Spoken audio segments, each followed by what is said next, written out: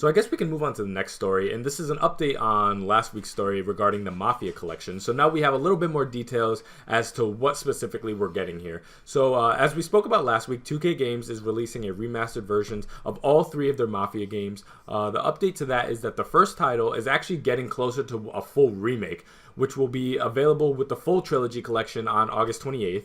And the remastered of 2 and 3 are out now. And if you actually have the Steam version of Mafia 2, you can upgrade to the new remastered version of Mafia 2 for free. And any version of Mafia 3 for both the consoles and the PC can be updated to the remastered version of Mafia 3.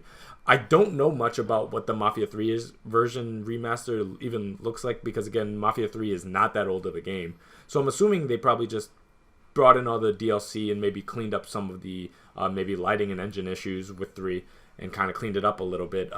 But you said that you've been playing the Mafia 2 remaster. So what are your thoughts about this and how are you enjoying the remaster? Yeah, so I was excited for this, especially I love when people are like, and it's available now. That's a super good mechanic, especially now when everyone's home,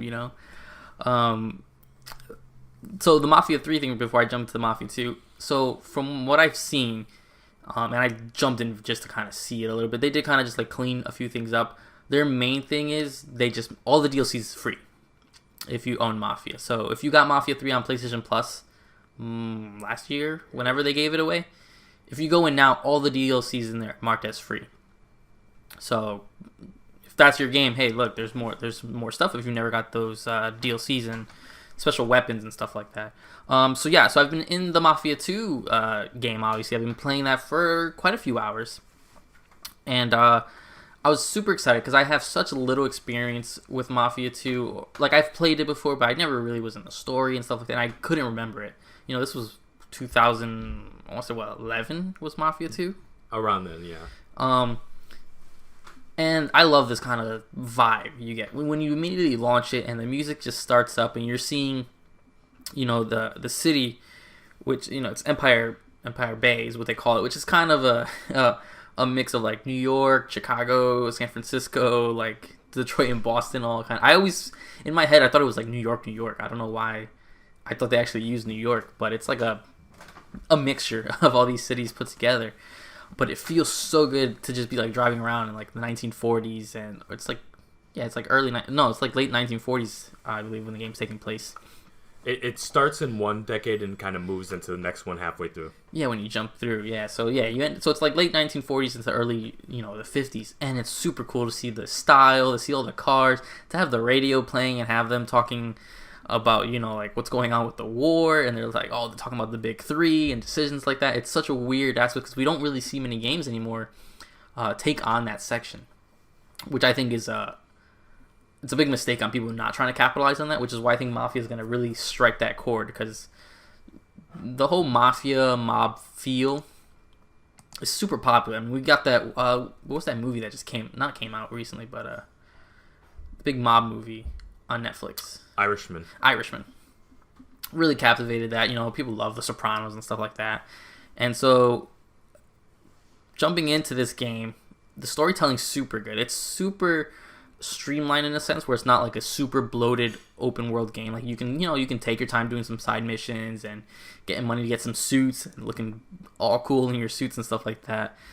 But I forgot how good of some of these characters are. Joey and Vito are like really good with each other. Their interactions are with each other very well. A lot of the stuff's been cleaned up.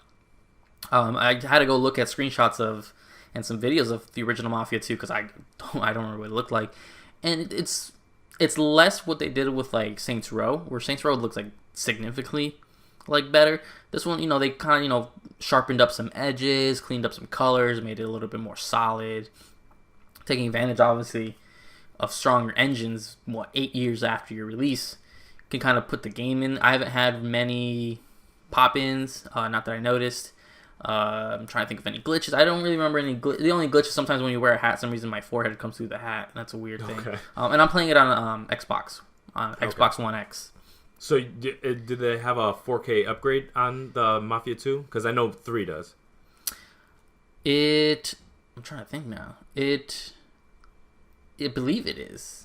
Okay. Well, because I have I rebought the trilogy. Like I didn't own Mafia, So Okay. I'm playing like just what the version is that they had there. I'm trying to think if they upscaled it to 4K. It's hard. It's kind of hard to tell.